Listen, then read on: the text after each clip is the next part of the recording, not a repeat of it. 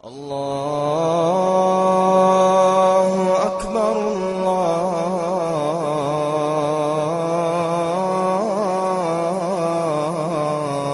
أكبر.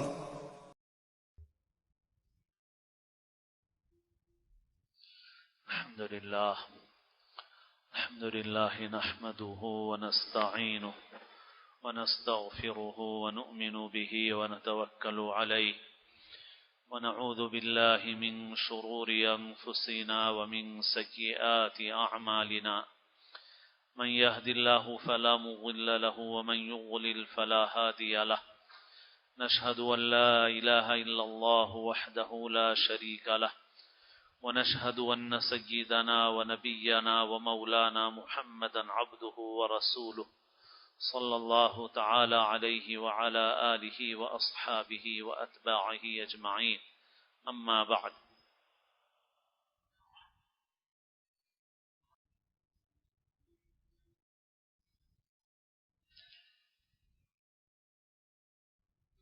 قابل احترام بزرگوں، عزیز دوستوں اور ساتھیوں، آج رجب کی 27ویں شب ہے جسے شب معراج کہا جاتا ہے۔ اس شب میں ایک اہم ترین واقعہ پیش آیا تھا جب مکی زندگی کے آخری دور میں جناب رسول اللہ صلی اللہ علیہ وسلم کو اللہ تعالی نے مکہ مکرمہ سے رات کے تھوڑے سے حصے میں بیت المقدس پہنچایا اور وہاں پر حضور نے انبیاء کی امامت فرمائی۔ پھر وہاں سے آپ نے 7 آسمانوں کا سفر فرمایا اور مختلف آسمانوں پر مختلف انبیاء کرام علیہم الصلاۃ والسلام سے ملاقاتیں ہوئی، گفتگو ہوئی۔ پھر سدرۃ المنتہا تک آپ پہنچے، عرش تک پہنچے، اللہ تعالیٰ سے ہم کلامی نصیب ہوئی، اور پھر وہیں پر 5 نمازوں کا حکم اس امت کو دیا گیا، اور آپ صلی اللہ علیہ وسلم پھر واپس مکہ مکرمہ پہنچ گئے۔ اور یہ سارا واقعہ خواب میں نہیں بلکہ عالم بیداری میں پیش آیا۔ اس اہم ترین واقعے کو معراج کا واقعہ کہا جاتا ہے، اور اسی سے اس رات کو شب معراج کہا جاتا ہے۔ تو بہرحال اس رات کا جو سب سے اہم سبق ہے ہمارے لیے وہ ہے نمازوں کی پابندی کا، کیونکہ اللہ کے رسول صلی اللہ علیہ وسلم کو اللہ تعالیٰ نے جو کچھ احکام دیے وہ اس دنیا میں حضرت جبرائیل امین لے کر آتے رہے، لیکن 5 نمازوں کی فرضیت کا یہ حکم 7 آسمانوں کے اوپر بلا کر دیا گیا، اور 5 نمازوں پر 50 نمازوں کا ثواب مقرر کیا گیا۔ اس وجہ سے سب سے اہم سبق یہی ہے کہ ہم نمازوں کی پابندی کریں، نمازوں کا اہتمام کریں، نماز با جماعت کا اہتمام کریں۔ اس وقت جو حالات ہمارے ساتھ مختلف قسم کے پیش آ رہے ہیں، اب تک تو کچھ حکمرانوں کی طرف سے حالات تھے، جن کے پاس طاقت و قوت تھی ان کی طرف سے زیادتی کی شکلیں تھیں، اور اب ایک آسمانی آفت ہمارے اعمال کی شامت سے پوری دنیا پر نازل ہو گئی ہے، جس سے ہم لوگ دوچار ہیں، اور اس کا اصل علاج اللہ سے توبہ کرنا ہے، اللہ کی طرف رجوع اختیار کرنا ہے۔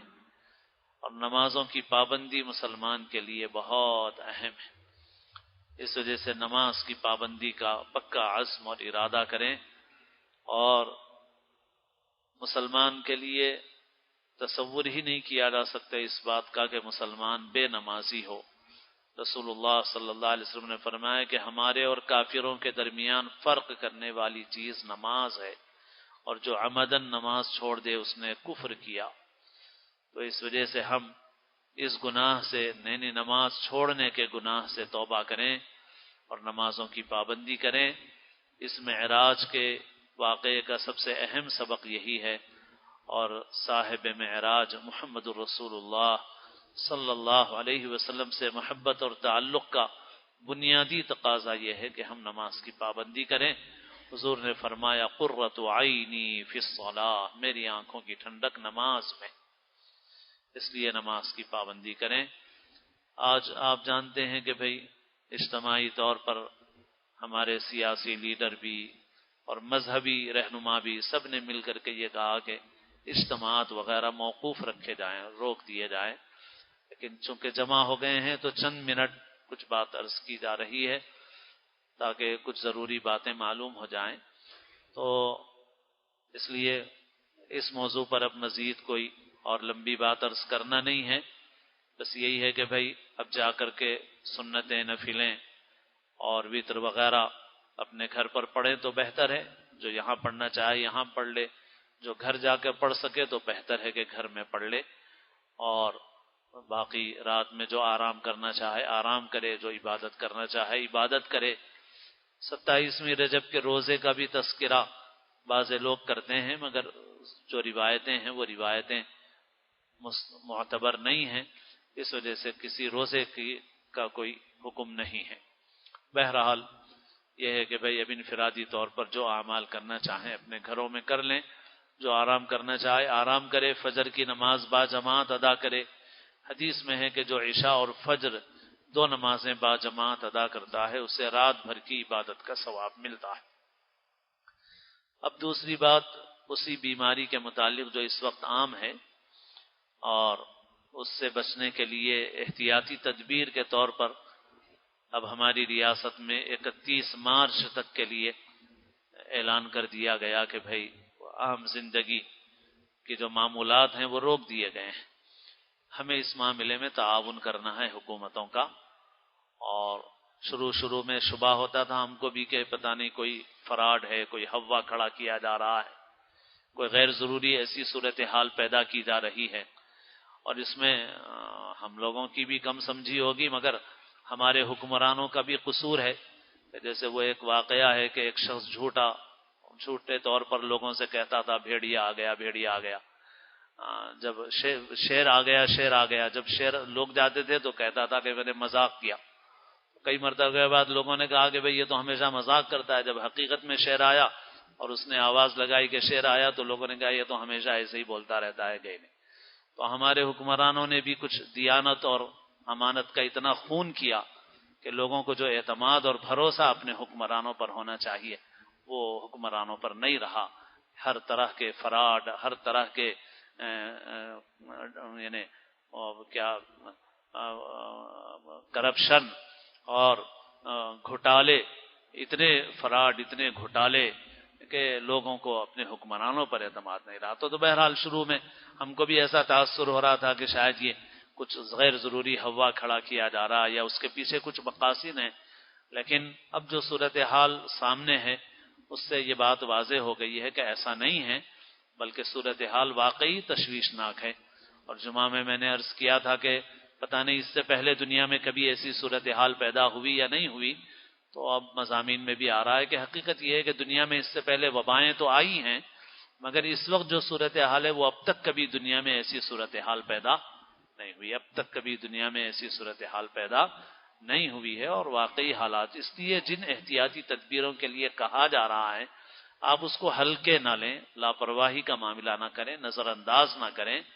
اور یہ خالی یہاں کا مسئلہ نہیں ہے، پوری دنیا کے اور ملکوں کے مسائل ہیں، اور واقعی یہ وبا اس وقت بڑی تشویشناک حد تک پہنچ گئی ہے۔ اور یہ جو پہلا اسٹیج تھا جس میں باہر سے آنے والے لوگ متاثر پائے جا رہے تھے، اور جو دوسرا اسٹیج بتایا جا رہا ہے اس میں پھر بعض کیسز ابھی سامنے آئے ہیں ہمارے ملک میں بھی کہ جن کی باہر سفر کی کوئی ہسٹری نہیں ہے مگر ان کے اندر بھی یہ مرض پایا گیا ہے۔ تو وہ اسٹیج جو ہے وہ زیادہ پریشان کن ہو سکتا ہے۔ پھر ترقی یافتہ ممالک پریشان ہیں جن کے پاس ہاسپٹل ہیں، جن کے پاس سہولتیں ہیں، اور ہمارے ملک میں تو ویسی سہولتیں ہیں بھی نہیں۔ اگر ویسی صورتحال یہاں پیدا ہو گئی تو بہت شدید نقصان کا اندیشہ ہے۔ اس وجہ سے ہماری حکومتیں جو کر رہی ہیں اور ہماری ریاست کے جو چیف منسٹر صاحب ہیں اور بھی معاملات میں ان کا طرز عمل عوام دوست ہے، خیر خواہانہ ہے، تو بہرحال ہمارے پرائم منسٹر ہوں، چیف منسٹر ہوں، اس معاملے میں جو کچھ ان کی طرف سے باتیں کہی جا رہی ہیں ہمیں ان کی پابندی کرنا ہے، ہمیں ان کا لحاظ رکھنا ہے، ہم کو ہلکے نہیں لینا ہے، لاپرواہی سے معاملہ نہیں کرنا ہے، یہ نہیں سمجھنا ہے کہ کچھ اور ہوگا اس کے پیچھے، ویسا کچھ نہیں ہے، بلکہ واقعتاً یہ صورتحال اس مرض اور اس وبا کی تشویشناک ہو گئی ہے۔ اس لیے جو احتیاطی باتیں کہی جا رہی ہیں ان کے اوپر عمل کریں، اور جو فرض نمازوں کی حد تک تو مسجدوں کو آباد رکھنا ہے۔ باقی جو لوگ بیمار ہیں، چھوٹے بچے ہیں، بڑی عمر کے لوگ ہیں جن میں کسی قسم کی بیماری اور کمزوری ہے، قوت مدافعت کمزور ہے، وہ اپنے اپنے گھروں میں نماز پڑھیں، انشاءاللہ ان کو مسجد کی جماعت کا ثواب ملے گا۔ ایسے ہی بہت فاصلوں پہ جا کر جلسوں میں، جمعہ میں، اس میں بھی شرکت کرنے کی ضرورت نہیں ہے، بس اپنے محلے کی مسجدوں میں ہی ہم نمازیں پڑھیں، چاہے جمعہ ہو چاہے کوئی اور موقع ہو، اور زیادہ دور آمد و رفت کرنا، بھیڑ اکٹھا کرنا، اس سے پرہیز کریں۔ بہرحال یہ کہ آپ سب جانتے ہی ہیں ان تدبیروں کو، اور صرف اتنا ہی کرنا ہے کہ بھئی آپ یہ مت سمجھیے کہ بھئی یہ کوئی غیر اہم چیز ہے۔ پھر اسی طرح سے بعض لوگ جو توکل کی بات ہے، ایمان اور عقیدے کی بات ہے، اور اس کے معاملے میں بھی تھوڑا بے اعتدالی اختیار کرتے ہیں، تو توکل، اللہ پر یقین اور ان تدبیروں کا اہتمام دونوں میں ٹکراؤ نہیں ہے، اور ہمارے دین کی تعلیمات جو ہیں وہ بہت اعتدال کی تعلیمات ہیں۔ اس وجہ سے جو احتیاطی تدبیریں اختیار کرنا ہے، ان احتیاطی تدبیروں کو اختیار کرنا ایمان کے، عقیدے کے، توکل کے خلاف نہیں ہے۔ اس وجہ سے ان تدبیروں کو اختیار کریں، اور خدا نخواستہ کسی کو کوئی مرض پیش آ جائے تو ہم سمجھیں کہ بھئی اللہ تعالیٰ کی طرف سے ہے۔ اور پھر یہ ہے کہ یہ ہمارے لیے بہت کچھ سبق کا سامان ہے اس میں، اور ہم سب کو اللہ کی طرف رجوع کرنا ہے، توبہ کرنا ہے۔ پوری دنیا میں دیکھیے قیامت، اللہ کے رسول صلی اللہ علیہ وسلم نے ابھی عشاء کے بعد جو حدیث سناتا ہوں، تو ابھی چند دن پہلے ایک حدیث گزری کہ رسول اللہ صلی اللہ علیہ وسلم نے ایک مرتبہ عصر کے بعد، عصر کی نماز شروع وقت میں ہی پڑھا دی حضور نے، اور نماز پڑھانے کے بعد حضور پاک صلی اللہ علیہ وسلم نے خطبہ ارشاد فرمانا شروع کیا، اور آپ نے قیامت تک آنے والے حالات سارے کے سارے ذکر فرمائے، یعنی ساری اہم باتیں، جتنے اہم واقعات، حالات پیش آنے والے سب حضور نے ذکر فرمائے۔ حضرت ابو سعید خدری کہتے ہیں کہ یاد رکھنے والوں نے یاد رکھا، بھولنے والے بھول گئے، اور حضور نے بہت باتیں ارشاد فرمائیں۔ عصر اول وقت پڑھ کر کے مغرب کا وقت قریب ہونے تک، مغرب کے وقت تک حضور نے بیان فرمایا، حالانکہ حضور کا لمبی گفتگو کا معمول نہیں تھا۔ پھر جب مغرب کا وقت قریب آنے لگا تو صحابہ کرام مڑ کے دیکھنے لگے کہ کہیں سورج ڈوب تو نہیں گیا، کیونکہ اندھیرا ہو رہا ہے، مغرب کا وقت ہو گیا ہوگا، تو دیکھنے لگے کہ شاید غروب ہو گیا ہو۔ تو رسول اللہ صلی اللہ علیہ وسلم نے اس پر بھی سبق دیا، نصیحت کی بات فرمائی، خبردار کیا۔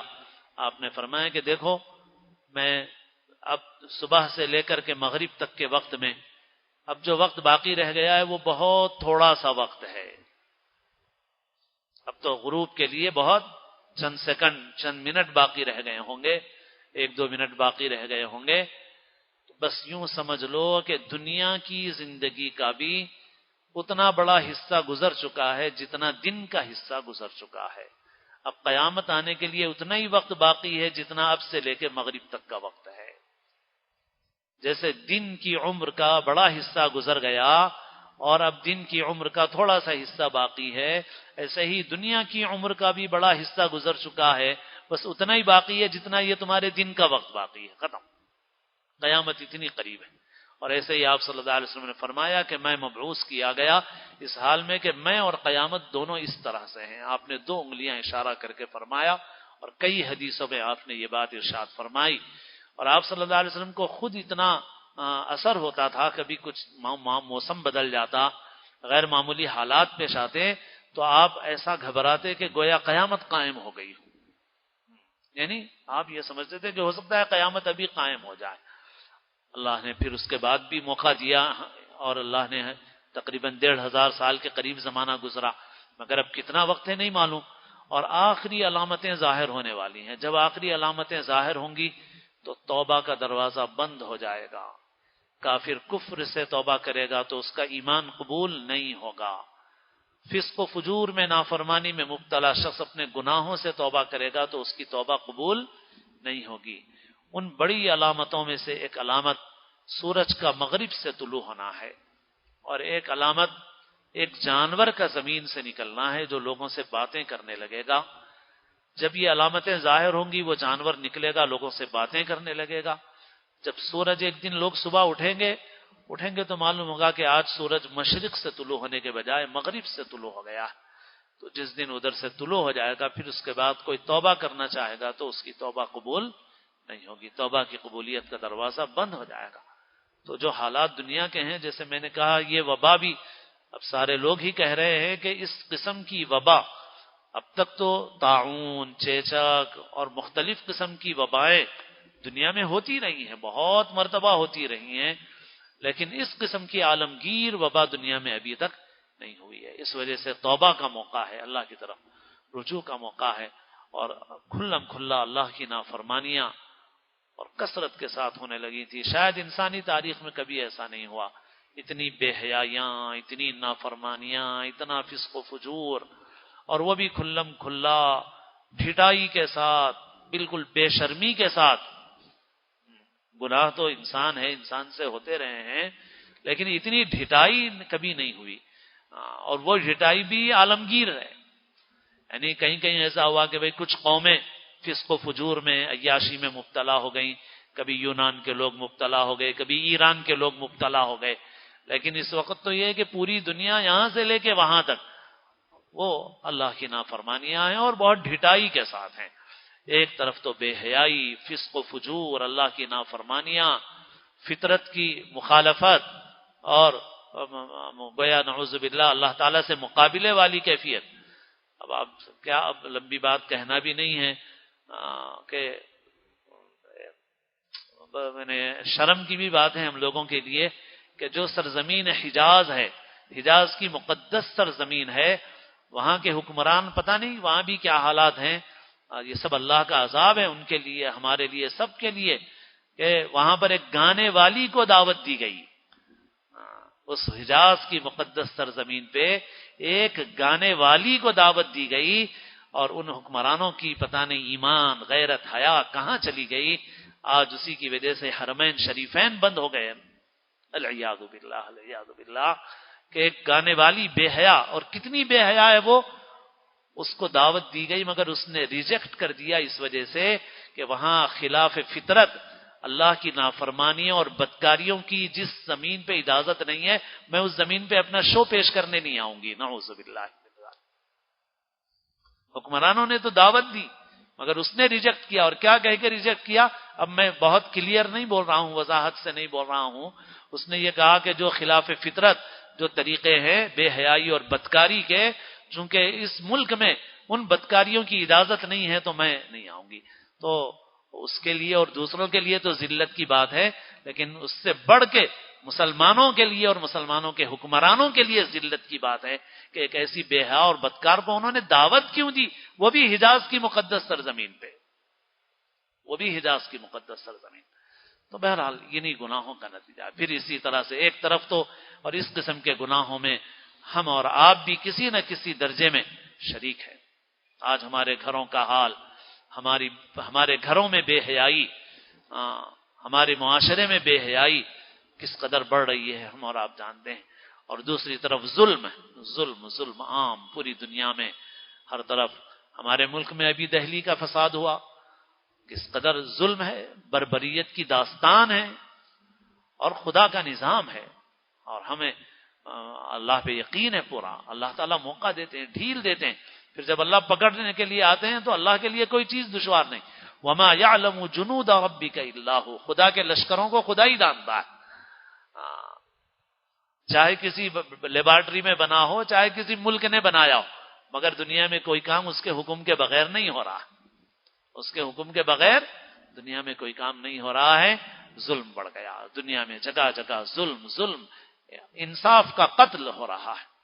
کتنے ملک ایسے ہیں، شام کی سرزمین ظلم سے بھر دی گئی، عراق کی سرزمین ظلم سے بھر دی گئی، اور صاحب غزہ اور فلسطین کے لوگوں کو بے دست و پا کر کے ان کو جیلوں میں بند کر دیا گیا. جگہ جگہ ظلم ہے. آبادیاں قید خانے میں تبدیل کر دی گئی ہیں. جب خدا کی مخلوق پہ ظلم ہوتا ہے تو ظلم اللہ کو بہت ناپسند ہے. یہ بات بار بار آپ کے سامنے عرض ہوتی بھی رہتی ہے، نیچے سے لے کے اوپر تک سمجھ لو ظلم اللہ کو ناپسند ہے۔ یہ اللہ حدیث قدسی ہے، یا عبادی انی حرمت الظلم علی نفسی فلا تظالموا، اے میرے بندو میں نے اپنے آپ پر ظلم کو حرام کیا ہے، تم آپس میں ایک دوسرے پہ ظلم مت کرو۔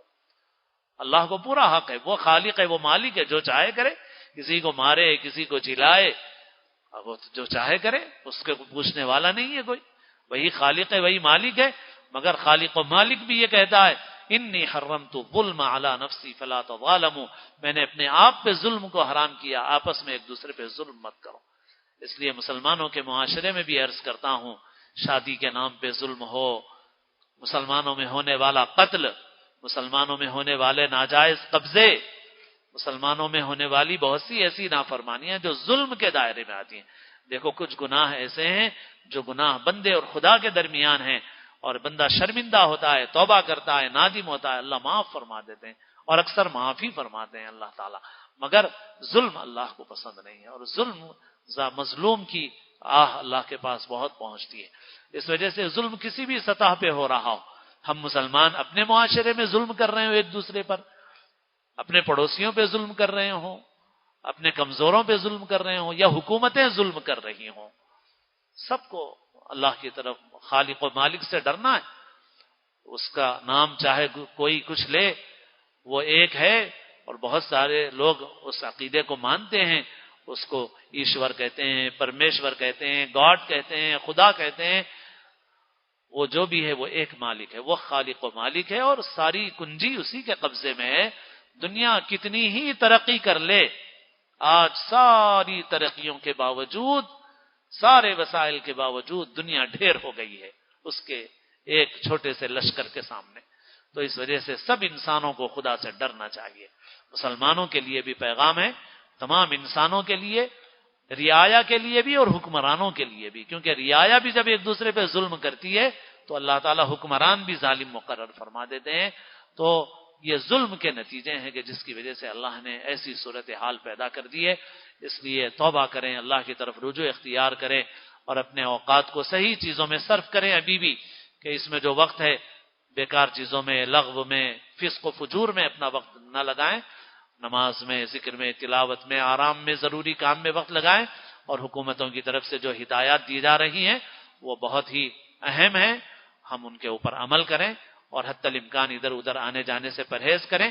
فرض نمازوں کی حد تک ہم مسجد آ جائیں، باقی اعمال اپنے گھر میں کریں، اور اس میں بھی جو بچے ہیں بچوں کو بھی گھروں ہی میں رکھیں، اور جو بوڑھے اور کمزور لوگ اور کسی مرض کا شکار ہیں وہ بھی احتیاط کریں، ان کو گھر پر ہی نماز باجماعت کا ثواب ملے گا۔ اللہ تعالی ہم سب کو توفیق عمل نصیب فرمائے۔ الحمدللہ رب العالمین الرحمن الرحیم مالک یوم الدین والصلاة والسلام على سید الانبیاء والمرسلین یا رب لك الحمد كما ينبغي لجلال وجهك وعظيم سلطانك یا رب صل وسلم دائما ابدا على حبيبك خير الخلق كلهم ربنا ظلمنا انفسنا وإن لم تغفر لنا وترحمنا لنكونن من الخاسرين ربنا ظلمنا انفسنا وإن لم تغفر لنا وترحمنا لنكونن من الخاسرين ربنا ظلمنا انفسنا وإن لم تغفر لنا وترحمنا لنكونن من الخاسرين۔ اے اللہ اپنے فضل سے، اپنے کرم سے ہمارے تمام گناہوں کو معاف فرما دیجئے، ہماری اور ہر مومن کی مغفرت فرما دیجئے۔ اے اللہ ہماری عمر کا جو حصہ غفلت اور معصیت میں گزر گیا معاف فرما دیجئے۔ اے اللہ جو باقی ہے تقوی اور طاعت والی زندگی نصیب فرمائیے۔ اے اللہ عفو و عافیت کا معاملہ فرمائیے۔ اے اللہ ہمارے گناہوں پر معافی کا قلم پھیر دیجئے۔ اے اللہ ہر طرح کی عافیت مقدر فرمائیے۔ اے اللہ اس وبا کو دور فرما دیجئے اور ہر بلا سے حفاظت فرما دیجئے۔ اے اللہ اس وبا کو دور فرما دیجئے اور ہر بلا سے حفاظت فرما دیجئے۔ اے اللہ اس وبا کو دور فرما دیجئے اور ہر بلا سے حفاظت فرما دیجئے۔ اے اللہ جب تک ہماری زندگی ہے اے اللہ ہمیں اسلام کی زندگی نصیب فرمائیے۔ اے اللہ صحت اور عافیت کے ساتھ رکھیے۔ اے اللہ جب ہمارا آخری وقت آئے اے اللہ اب اے اللہ اپنے فضل سے، اپنے کرم سے کامل ایمان پہ خاتمہ نصیب فرمائیے۔ اے اللہ کامل ایمان پہ خاتمہ نصیب فرمائیے۔ اے اللہ گناہوں کی معافی کے ساتھ اور حقوق سے سبکدوشی کے ساتھ اپنے پاس بلا لیجئے۔ اے اللہ اسلام کی زندگی دیجئے، حسن خاتمے کی دولت سے مالا مال فرمائیے۔ اے اللہ ہمارے اس شہر کی، ہماری ریاست کی، پورے ملک کی، پورے عالم کی حفاظت فرمائیے۔ اے اللہ سارے انسانوں کو اپنی طرف رجوع نصیب فرمائیے۔ اے اللہ بے ایمانوں کو ایمان نصیب فرمائیے، ہدایت سے محروم لوگوں کو ہدایت نصیب فرمائیے۔ اے اللہ جو لوگ ایمان و اسلام سے آشنا ہیں مگر اس پر پوری طرح عمل کرنے سے پیچھے ہیں، اے اللہ ان کو پوری طرح عمل کی توفیق نصیب فرمائیے، تقوی کی دولت سے مالا مال فرمائیے، فسق و فجور سے حفاظت فرمائیے۔ اے اللہ ایمانی، اعتقادی، عملی ہر قسم کی نافرمانیوں سے اے اللہ نجات عطا فرمائیے۔ اے اللہ دنیا کو امن سے اور انصاف سے اے اللہ بھر دیجئے۔ اے اللہ جو لوگ ظلم کے درپے ہیں اے اللہ ان کی تدبیروں کو ناکام کر دیجئے۔ اے اللہ ظالموں سے اے اللہ اس زمین کو پاک فرما دیجئے۔ اے اللہ ہمارے بیماروں کو صحت کاملہ عاجلہ مستمرہ عطا فرمائیے۔ اے اللہ جو لوگ اس مرض کا شکار ہیں اے اللہ ان کو بھی شفاء کلی نصیب فرمائیے۔ اے اللہ جو لوگ مریضوں کی خدمت میں لگے ہوئے ہیں وہ کسی محکمے کے ہوں، صحت کے محکمے کے لوگ ہوں، پولیس کے محکمے کے ہوں، سرکاری محکموں سے تعلق رکھنے والے لوگ ہوں، اے اللہ ان کی بھی پوری حفاظت فرمائیے۔ اے اللہ ان کو اس کا دنیا اور آخرت دونوں میں بہتر بدلہ نصیب فرمائیے، ان کو اپنی معرفت نصیب فرمائیے، اپنا صحیح و قوی تعلق نصیب فرمائیے۔ اے اللہ ہدایت کی شاہراہ ان کو نصیب فرما دیجئے۔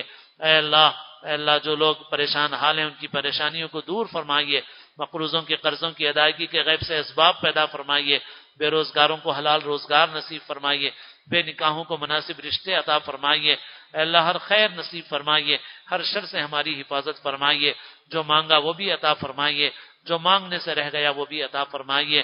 ہم سب کو اپنے اپنے وقت پر محض اپنے فضل سے، اپنے کرم سے کامل ایمان پہ خاتمہ نصیب فرمائیے۔ ہماری دعاؤں کو محض اپنے فضل و کرم سے سرور عالم سیدنا محمد رسول اللہ صلی اللہ علیہ وسلم کے صدقے و طفیل میں قبول فرمائیے۔ یا رب صلی وسلم دائما ابدا علی حبیبک خیر الخلق کلہم، جزا اللہ عنا سیدنا و مولانا محمد ما هو اہلہ صلی اللہ علیہ وسلم۔ سبحان ربك رب العزة عما يصفون وسلام على المرسلين والحمد لله رب العالمين۔